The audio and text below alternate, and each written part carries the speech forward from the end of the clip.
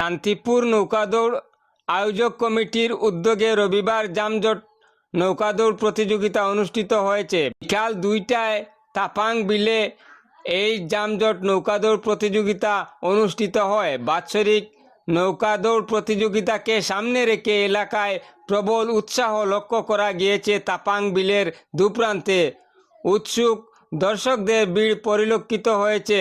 ছোট ও বড় নৌকা দুইটি ভাগে প্রতিযোগিতা অনুষ্ঠিত হয়েছে।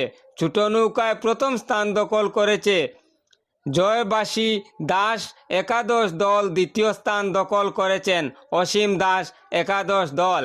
বড় নৌকা প্রতিযোগিতা বাহারুল ইসলাম দল, দ্বিতীয় স্থানে ছিলেন মুসাব্বির আলীর দল। এই নৌকাদৌড় প্রতিযোগিতা সমাপনের পর মহা যানজট পুরস্কার বিতরণ অনুষ্ঠিত হয়েছে। এই পুরস্কার বিতরণে সামিল ছিলেন এলাকার ক্রীড়ার সঙ্গে যুক্ত শরবিন্দু দাস, শ্যামেন্দ্র দাস, গুণমণি দাস, শ্যামল দাস, আয়োজক কমিটির সভাপতি অনিল দাস, সহসভাপতি কানাইলাল দাস, সম্পাদক অভিমান্য দাস প্রমুখ।